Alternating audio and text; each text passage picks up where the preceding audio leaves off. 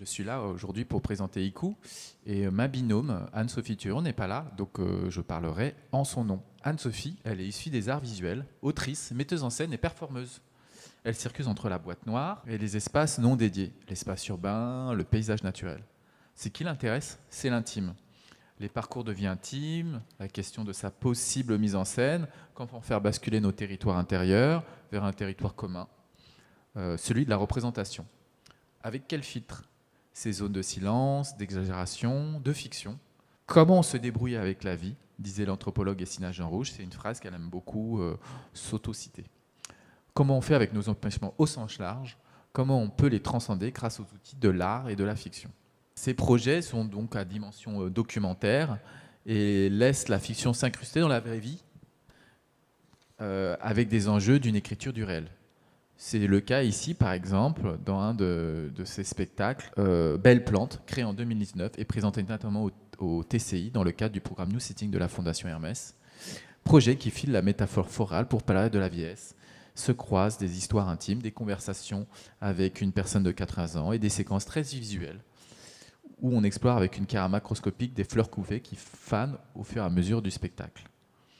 On a beaucoup travaillé sur le drapé, par exemple. Là, vous pouvez voir des images d'un projet précédent dans l'hôpital psychiatrique du 3 Bicef. Moi, je me présente, je suis Eric Mincon-Castin. Je suis chorégraphe et artiste visuel, basé à Marseille.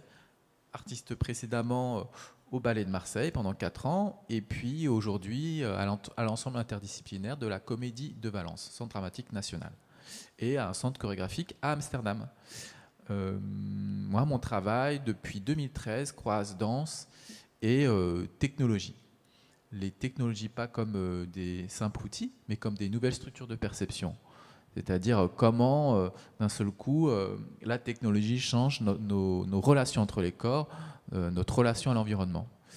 Et concrètement, par exemple, on a fait un projet qui s'appelle Phoenix, qui était de se connecter à des danseurs à Gaza, qui vivaient sous la surveillance, qui racontaient leurs récits d'artistes, qui notamment sous la surveillance des drones, et se filmaient notamment avec ça, comme à cette image, et comment ils rentraient en relation en fait, avec d'autres danseurs sur la scène. Il y a notamment une scène très forte où un danseur de Dabke qui est dans son salon dit avant je dansais dans le monde entier, en Chine, en Lyon, à Marseille, et là les frontières sont tombées et voilà, je ne peux plus me déplacer et je vais faire un solo de mon salon pour vous de nouveau. Et comment d'un seul coup son salon, c'est un espace intime, devient une extension de la scène. Un autre projet aussi qui parle, qui est forme de vie, qui parle aussi d'une autre pratique, une pratique, j'ai envie de dire, inclusive dans mon travail, c'est forme de vie. Ça a été créé l'année dernière au Ballet National de Marseille avec des danseurs, danseuses et des personnes en perte de mobilité. Et par exemple, là, on a travaillé avec Kamal, qui a perdu la mobilité de ses jambes suite à un AVC, et qui, par le soutien d'autres corps, danseurs, danseuses, peut se remettre à boxer comme quand il était champion il y a 30 ans. Et d'un seul coup, comment se crée une chorégraphie, c'est-à-dire une écriture des corps commune entre des corps de danseurs, danseuses qui sont le muscle manquant et qui vont en même temps designer son geste, et lui qui peut nous transmettre son ressenti, cette mémoire d'une pratique retrouvée. Ce projet est actuellement notamment en exposition au BAL, comme je vous ai dit, je suis artiste visuel, au BAL, le centre d'art créé par Raymond Depardon et Diane Dufour. Et le projet ICOO, on s'est rencontré avec Anne-Sophie au 3 Bicef, qui est un centre d'art dans un hôpital psychiatrique. Et en fait, dans un atelier, on a rencontré un jeune homme en retrait social. C'est-à-dire qu'il ne voulait plus toucher personne. Et c'est là qu'est né en nous ce projet ICOO qui va impliquer des hikikomori. Alors comme vous savez, comme vous avez lu dans le dossier peut-être, les hikikomori, c'est un phénomène social très fort au Japon qui touche 1 million de personnes. Ce sont des personnes qui s'auto-confinent, qui s'isolent, qui deviennent des ermites pour quelques mois, voire des années. Ils se coupent de leur activité de travail, d'amis, de famille. On leur apporte des plateaux repas devant la porte. C'est une véritable retrait radical du monde. Et en fait, en février 2020, on est allé donc à la Villa Kujuyama pour ce projet et on a rencontré une association de réinsertion, une ONG, voilà, qui réinsèrent des hikikomori. Et on a passé du temps avec des personnes qui sont sorties de cette phase radicale de l'isolement et de leur chambre et qui sont dans une voie de réintégration du monde social et du travail. Et c'est autour de ces premières rencontres, pendant 3 semaines, que le projet a commencé à s'écrire. En fait, comment mettre en scène ces personnes, leur retour au monde, dans ce spectacle IKU, qui serait entre le théâtre documentaire, la chorégraphie et le cinéma. Il va s'entrelacer différents matériaux, des séquences vidéo tournées au Japon, déjà l'année dernière, enfin il y a 2 ans, et puis qui vont se tourner en avril-mai 22, puisqu'on va y retourner pendant 2 mois à la Villa Kojoyama, et puis encore un 3e mois en août, et différentes présences en live. Les nôtres, donc moi, Eric Minkoncastin, Anne-Sophie Turion, 3 hikikomori qui performent en duplex depuis le Japon grâce à des robots de téléprésence. Voilà. Et je vais vous montrer ce que c'est les robots de téléprésence. Et enfin, Yuka Okama, en tant qu'interprète franco-japonaise, qui serait là peut-être en voix off, mais qui traduirait en direct les paroles de nos hikikomori japonais. Revenir au monde. Alors, les robots de téléprésence, qu'est-ce que c'est déjà? Quelle technologie c'est? En fait, les robots de téléprésence, c'est des sortes d'iPad à roulettes. Ce sont des écrans, des zooms mobiles, en quelque sorte. Maintenant, on peut le dire, tout le monde a utilisé Zoom ou Skype. Et on peut voir la personne à travers l'écran et elle peut se déplacer. Elles permettent d'être vues, on voit son visage. Et surtout, voilà, de voir, d'entendre grâce à cet écran, mais aussi de se déplacer dans les lieux où on n'est pas. Où on n'est pas. Par exemple, c'est utilisé depuis longtemps pour des enfants hospitalisés à l'hôpital, et comme ça, ils ont ce robot de téléprésence au lycée, au collège, qui peut leur permettre de naviguer. Voilà. Ou sinon, pour des personnes à des événements, dans une balade dans un musée, ce robot se balade dans le groupe, mais la personne est chez elle ou voilà, dans un centre médical. Cet avatar est très drôle, s'il est un peu maladroit, il est un peu désuet, mais en même temps, ils peuvent vraiment interagir en direct avec nous, avoir un impact physique sur l'espace physique, et notamment ce qu'on aimerait avec le public, déplacer des objets, puisque c'est assez conséquent pour porter des corps. Ça va permettre ainsi aux hikikomori d'être sur scène et d'interagir comme ça, de parler, mais aussi d'impacter l'espace physique de la scène. On va lui rajouter des bras mécaniques et des bras robotiques, avec le roboticien Thomas Pérouse, avec qui on a déjà travaillé, enfin que moi j'ai déjà travaillé sur un projet avec de la robotique humanoïde, et donc de construire des bras robotiques qui vont pouvoir peindre, salir la scène, faire des action painting, tracer des mots au sol. Voilà. Là, vous voulez voir, c'est un test un peu brut de vidéo, désuet.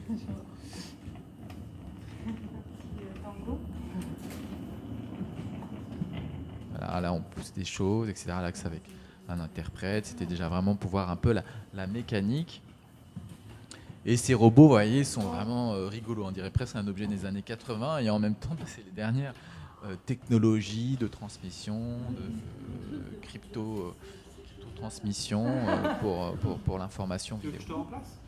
Et ces actions de painting, voilà, on va s'inspirer vraiment pour créer des sortes de calibri et que vous allez voir et qui vont répondre aussi avec d'autres vidéos qu'on va diffuser sur la scène, des vidéos dans lesquelles les hikikomori, on va en parler plus tard, on va les voir, des vidéos d'archives, on va les voir s'activer aussi. Le numérique est présent aussi dans notre projet sous la forme d'un film. Chaque année, l'association de réinsertion organise un sitting.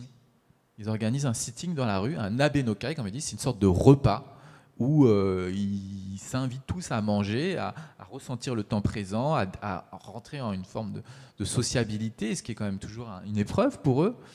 Et cette fois-ci, ils l'organisent dans la rue. Et ces images que vous voyez là, on a vu ça l'année, il y a 2 ans. Ils affirment un mode de vie alternatif, et pas simplement comme juste une honte d'être hikikomori.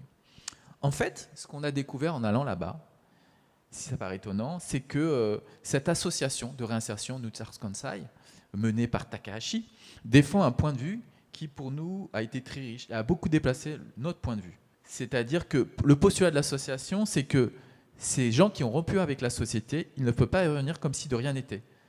C'est pour retrouver leur place, leur vitalité, qu'il faut qu'ils assument leur marginalité en disant « c'est la société qui a une forme de violence qui nous pousse dans nos retranchements. C'est la société qui devrait laisser place à nos fragilités et à nous accepter tels qu'on est. » C'est d'un seul coup, on a changé complètement notre regard qui est plus simplement, on va dire, psychanalytique, neuroatypique sur ces personnes, mais littéralement politique, en fait. D'un seul coup, on revient, mais on ne veut pas être comme avant, en fait. C'est-à-dire proscrit au travail ou subissant une normativité trop forte. Et l'idée, c'est de faire un film en refaisant une manifestation, là, en 2022, soit en avril-mai, là, quand on va y retourner, ou en août, dans lequel on va avec eux l'augmenter par nos outils artistiques. On va s'infiltrer dans leur pratique, celui du Nabe no Kai, du sitting, et on va l'augmenter par la scénographie, mais par la chorégraphie, le défilé dans la rue. Là, par exemple, c'est des exemples de bannières qu'on pourrait créer, de mots, de slogans. Dans la rue, ce qu'on a constaté, quand ils ont fait leur manifestation, il y avait un véritable dérèglement. Il y avait des salariés qui passaient, qui devenaient fous, qui tapaient, qui les traitaient de gauchistes fainéants. Au bout de 5, 10, 20 minutes, il y avait 5, 10, 20, 50 flics qui les entouraient littéralement. Et il y avait même un moment une personne dans le public qui était tellement en colère, en fait, qui disait « oui, ils ont raison, ces hikikomori, de faire ça, de manifester », qu'à un moment, les flics ont décidé de l'embarquer. Et du coup, ils sont tous mis autour de lui, sauf qu'au Japon, il n'y a pas de contact physique. Il est très, très rare.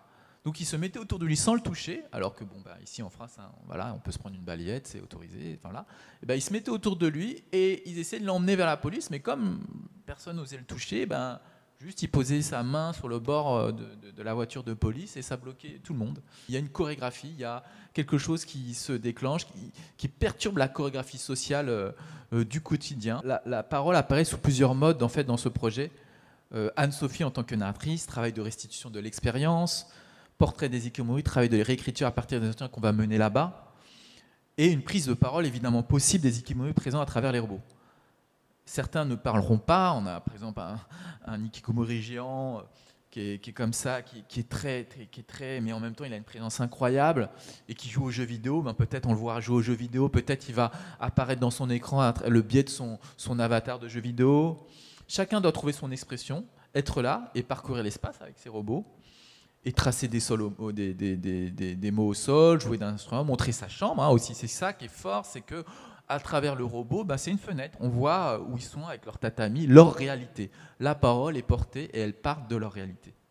Là, ce sont quelques mots de ce qu'on nous a déjà retranscrit des hikikomori, des mots en même temps très forts, d'un mal-être, qui sont les dialogues entre le médiateur et les hikikomori. En fait, nous, le numérique, il va apparaître sous ces plusieurs formes pour faire théâtre, à la fois dans un temps enregistré, son vidéo, comme je l'ai dit, le film, et en même temps en temps live, en duplex, à travers les robots de téléprésence. Donc il faut multiplier les modalités de présence et les couches de narration.